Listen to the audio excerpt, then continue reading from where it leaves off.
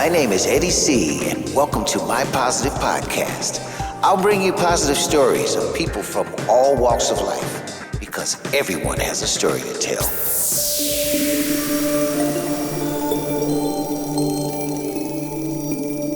Hello, everybody, and welcome back to MPP, my positive podcast, and I'm your host, Eddie C. This is episode 31. Well, I hope you all are doing quite well, and I'm having a slight cold, so if you hear a strange sound in my voice, it's because of that. It's the time of the year, the change in temperature, and lately I've been taking a lot of public transportation, so that can also have an effect on you, and your other people are coughing and sneezing around you. But I will get through this like I always do. So I've got a very special artist today, and she's a multi-talented young lady who's she's a dancer, choreographer. She's into photography. She's also very much into natural healing and reflexology. So if you're interested in her story, tune in, sit back, and stay positive. My name is Eddie C, and you're listening to My Positive Podcast. Well, ladies and gentlemen, my guest for this episode is a young lady I had a chance of actually taking a few photos of at a exhibition, and there were a bunch of live women sitting in different positions, dressed up, and people could come and take pictures of them and all. And we didn't really get a chance to speak then because the rules were you were not allowed to really communicate with each other. So we finally got in contact with each other via social media, and now she's on my show. And please welcome my next guest, Miss Laetitia Van Haverbeke. How you doing, Laetitia? Good. I'm fine. I noticed that you have done quite a lot at such a young age, just in your beginning 30s, actually. Yes. Sent me your biography was like basically a whole book. So you've accomplished quite a lot. Yeah, I know you're a dancer and photography are two of your passions, but of course you do a lot of other things. You're into mindfulness and reflexology. And so I was wondering, just tell my listeners or give a little bit of your background about your roots, how you got started, and where you are now. So yes, I'm actually from Brussels. I was born there, and I started with dancing with tap dance when I was 6 years old. Then ballet and jazz dance came to my path also. And then when I was 8 years old, I said to my parents, I will dance whole day. So they looked up. So there was no Google at the time. No, the internet was just starting up. So I don't know well how they found the school, but they found the school of Antwerp, the ballet school. So yeah, I did then audition, and I was passed through the auditions. And then in 1999, I'm starting there in the ballet school of Antwerp. So yes. All right. And so basically you started out as a ballet dancer. Yes. And you continued on with that for how many years before you decided this is what I want to do as my profession? I did it 2 years. So from my 6 to my 8. And then on my 8, I decided I'm a dancer. I will dance all my life, and yes, I there was nothing else that I will do at that time. So, and then everything, the West photography and the massages and mindfulness, they also came to my path. So, and now I'm introducing everything in my lessons. Okay. You have your own company, which is called Amina Vinctum VCW, as we would say in English. Yes. It's that was my first company. And then in 2021, I fired myself because I was a boss. So I fired myself. And then now in 2022, I've started my own company, and that's a Laetitia Arts company. Can you tell us a little bit more about that? Yes, so Laetitia Arts, that's a dance, music, theater. And then arts, and then the company. My idea is to work with artists who are afraid to start up. And so I'm like, join my company, and then I will guide you the way, and then we will see if they stays or they're going to their own path. Okay, so you're basically trying to help people that have a bit of talent or want to do something in the, let's say, the arts direction of dancing and say acting. You're helping them to develop themselves. Yeah, and also photography, all kind of art is a welcome. Okay. Yes. Okay, so all art forms, from yes. dancing, anything which is artistic is what you're helping them with. Okay, yes. so a sort of like life coach when it comes to arts. Okay, yes, indeed. Yeah. All right. I saw that you were doing this. You're into mindfulness and reflexology. And I also have been practicing reflexology for the last 20 years. And so I was quite amazed to see that you were into that as well. How did you get involved with that? That's when I was sick. And I was searching to genezen. Okay, so you were looking for some kind of a medical way, in a natural way, to heal yourself. Yes. So, and then, a lot of massages came to my path also. So reflexology was one of that thing. And now I have the feeling also. So I was like, I will introduce that also in my massages for helping people. So I do it with the hands, on the foot, on the back, on the legs. So like a deep tissue massage also. Okay. So it's my hands trying to listen to the body. So you're very much into the holistic healing is what you're basically into. Yes. All right. Okay. Yes. And going into that a little bit further, is that taking a large part of your time, or is this something that you just do from time to time for people? I did it for 2 years. And then, there was another path closing for the massages. And then I was searching another way. And then was the lockdown there. And then I practiced it on my boyfriend, the massages. And now I'm like, I'm ready. I'm ready to do it on the clients. Getting back to that again, because you said that you started because you had an accident or you were ill and you were trying to heal yourself. So what happened? What kind of accident did you have? I was hit by a car. And my right leg was a fracture. So, it was a revalidation and for 2 years. And after 2 years, I decided to do sport massages. So I did that and I had my diploma. And afterwards, I was sick. I had thyroid problems.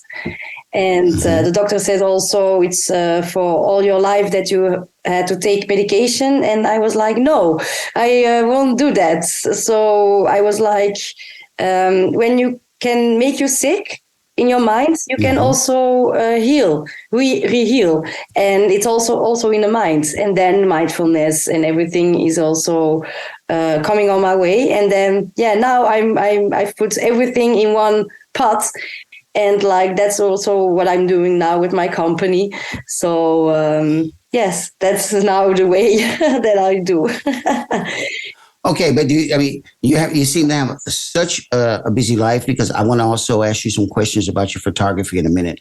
But how do you find a balance within your whole lifestyle and still be able to do your things privately? It's just programming my own agenda and say to myself, not put my agenda for full casual. So you have to, with the mindfulness also, you learn to also have the time for yourself. So like one day I will do massages, one day I will do dance, one day I will do photography. So, and if it takes 3 weeks, it's 3 weeks. So it's just planning just for yourself. And and also feeling from, am I good with that, with my planning? And then if I'm like, oh no, I'm not feeling good with my planning, recasual. You're constantly rehabilitating yourself, right? Yes. Yes. Okay.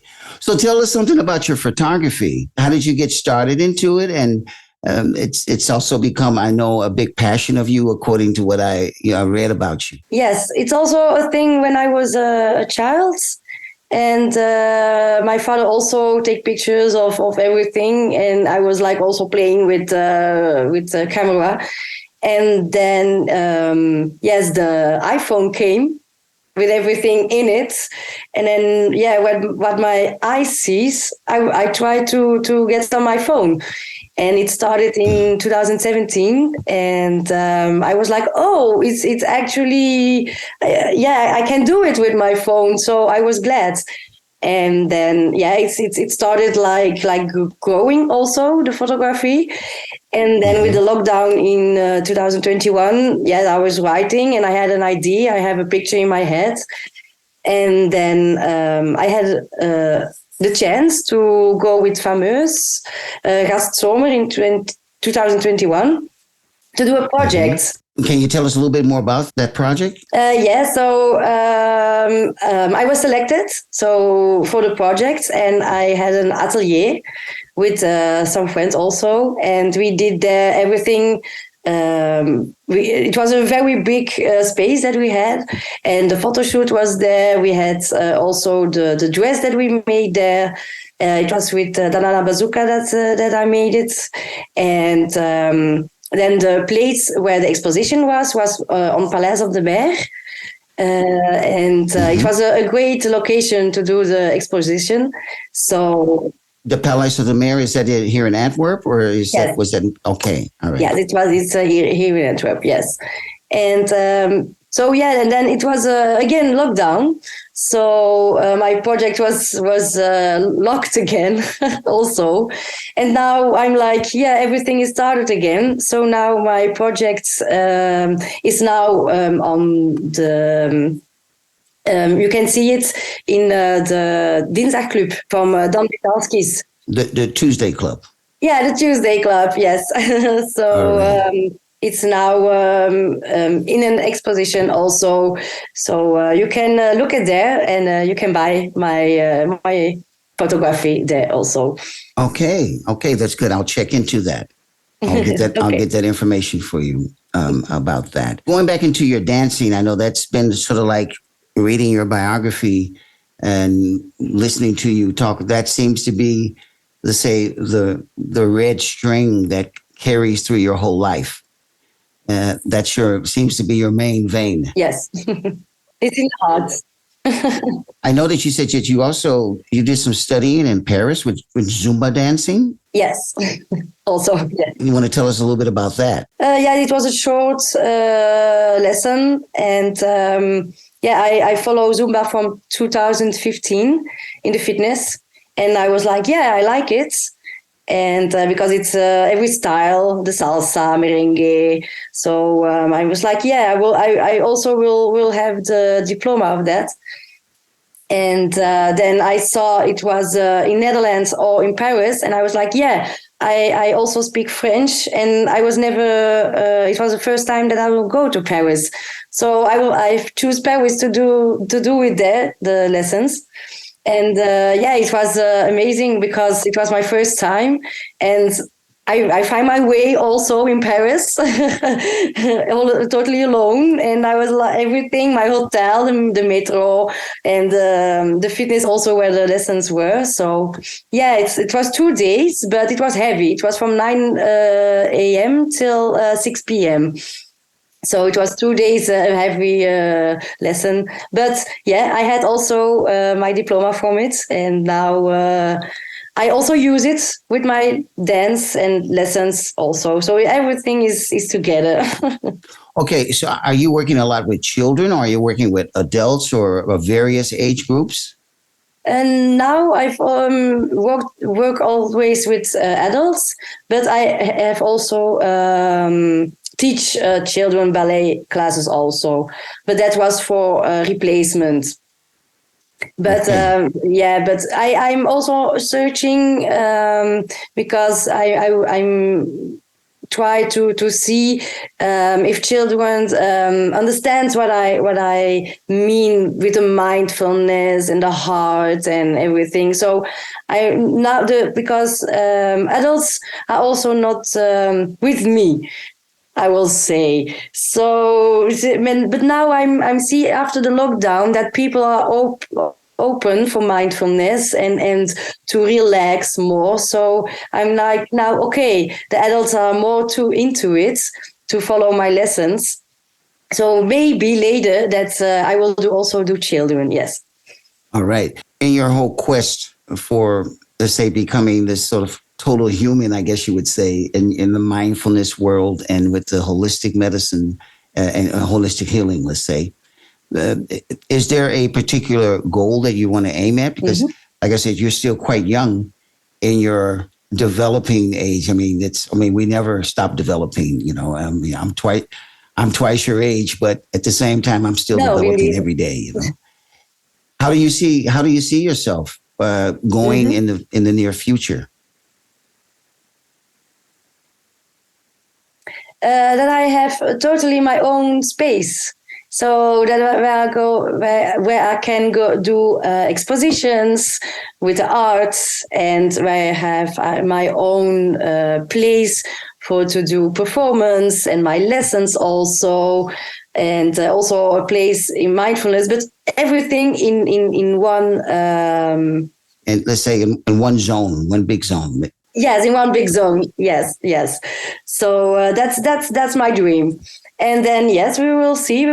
And yeah, my dream is also to do abroad. So to not to stay here in Belgium. I would like to open my wings.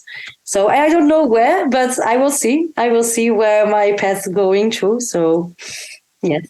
You definitely don't want to spend the rest of your life in Belgium. You want to spread out your wings and go somewhere else in the world. Yes, and somewhere where the sun shines all day, because I don't like the cold. I'm a Belgian. That seems to be a dream for a lot of creative people that I run into, to end up somewhere where there's a lot of sun and fine weather. How do you see our world today from your perspective, as far as the way it's going? You know, we've got now AI, which seems to be play a big role in our lives. You know, artificial intelligence, and we've got the modern. Of course, we're sitting now with the modern technology. You know, everybody has a smartphone, and the computers are actually starting to slowly fade more to the background. So it's becoming more of a telephone world instead of a computer world, which is what it was, let's say, 20 years ago. How do you see that? Yes. Yeah, one thing it is good, but on one thing I don't like it. So it's a double, because it's for the artistic. It's very good, because we can everywhere we can make marketing and stuff like that. But then also, it's also with the time and the planning that everyone calls me. They say, "Oh, well, I can call you now," and I'm like, "No," because there are 4-5 people that now also want to call me, and I'm like, I'm going to call you when it's in my casual. And people are like, I see it's from that I a little bit defended like that, because you send an email and in 5 minutes you have to respond. But I'm like, no. It's my work, and my work, I am the boss. So, and also you have also your friends, so they also need time. So it's very casual and thing, but I will like, if we the people can find a good structure with that, then the phone thing is a good thing. But if we're going totally crazy with that, with no casual planning, and we're like all day busy on the phone, then we are going crazy, I think. So I'm like also to the people, find your rest, find your peace with your phone also, and it's your time and not that from anybody else. So you are the boss. Okay, that's fantastic. I'm going to ask you a couple of more questions before we close out our conversation, which is very interesting. Your ideas about a lot of things, which I agree on a lot of things. I have a question about, because you were talking about time management. How do you see time management in your life, and how would you like to help others to discover their time management? So if I have my own company with my own place, I was like, I would have. I would like to have personnel. Some extra employees with you. Yeah, extra employees. So when I have extra employees, I would like to teach them also. So I don't like that they are also stressed. I don't want that. They also, when they come to work, I would like that they're also peaceful and they do their thing, and no stress with, we have to do the bar, and the people are coming and everything. It's no, like, you come at that time, we're doing this on that time, and then the people come, and no stress. The people will wait. If they see, I have to wait, the people will wait. And that's it's the casual thing. And also when like the exposition is on the end, I'm also like, I will help. Everybody helps, and then everybody can go home. It's not one person that have to do everything to end the exposition, like to do the dishes, or you have to clean the space. It's a group thing. So I would like everything that it's a group and like a family, and then so that people also learn from each other. So and then those people can give it away to the others, to their family or their friends, or if they want to start some also own company, that they can move on with that. So that's my idea for the future. That's your idea for the future. Okay, I'm going to give you 3 words: rehabilitation, dancing, and the other one is mindfulness. Of those 3 words, which one has the most importance to you? The first one. Yes. Rehabilitation? Yes. Yes. Okay. So, no problem. Rehabilitation seems to be the most important word for you. Yes. And how would you like to explain that from your viewpoint to my listeners? Yeah. So it's every day is a new day. So if the last day it was a bad day, you just lose it. Just lose it, and it's a new day. You get up and you have in your mind. It's also like a little bit mindfulness. That it's a new day. I can do new stuff today, and what's happened yesterday, don't carry it with you. It's just like move on and go with the flow. Important thing in your life. Just go and stay calm in your head, and then you can grow. You can flow with your day, and then the magic begins. Can you take us a little bit deeper into your personal rehabilitation? It's when I was sick for my thyroid. Then it was very heavy, because it was I came to 25 kilos, so my weight was 72 kilos. So I came from 48 kilos, like a dancer form, and I'm also short, so so it's good. I'm not too small. And it was very hard also for my mental, but it's just like that. Just okay, it's a new day. Eating healthy food and everything, and when you put everything together, also, you are healing. You are healing your mind, you are healing your body, and that's why also you can go further on your dreams. Never give up. If it's heart, never give up. There is always a path that will open, always. So that's my lesson from my life, from my true health, from my accidents and my thyroid. So yes. You want to see life in a nutshell. And you, let's say, do that in 30 words or less. What would you say?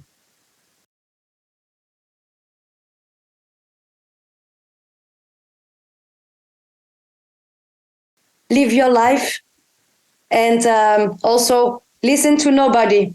You know what's good for you, because everything say, "Oh no, don't do that, don't do that, don't do that." But that's a fear. So people are saying, "Don't do that, don't do that," because people are always afraid. That's fear, and don't listen to that people that live with fear. Because you know, if you have an open heart, you know what's good for you. Nobody else knows what's good for you, because it's not their life. They have their life, and you have your own life. So live your life, live your big dream, and just go. That's my my life lessons. All right. I want to thank you for coming on the show and sharing a lot about your lifestyle. And I'm looking forward to seeing some of your work in the very near future. So we will definitely stay in touch about that. Okay, it was nice. And I wish you all the best and with your health and sharing your positive emotions and your energy with others.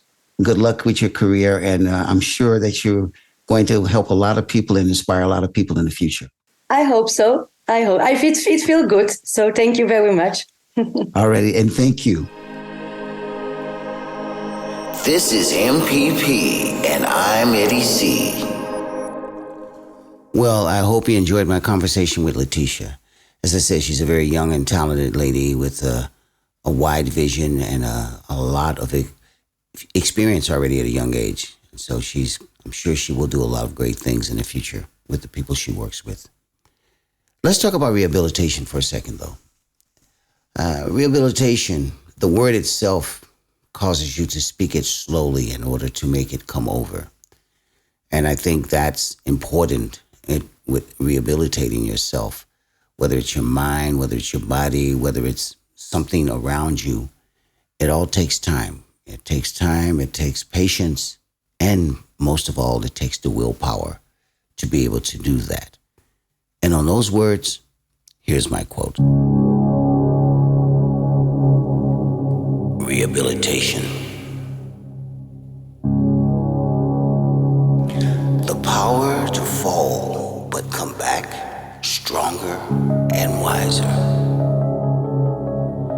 Taking things one day at a time to build a strong foundation.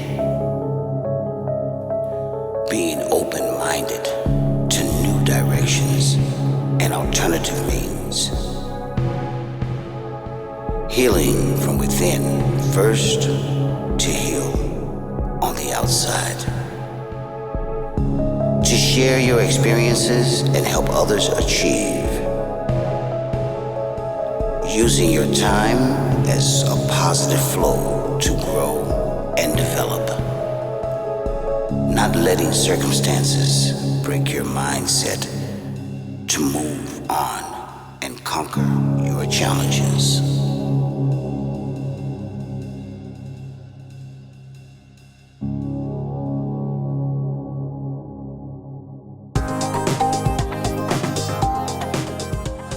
Well, that's just about it for this episode, ladies and gentlemen.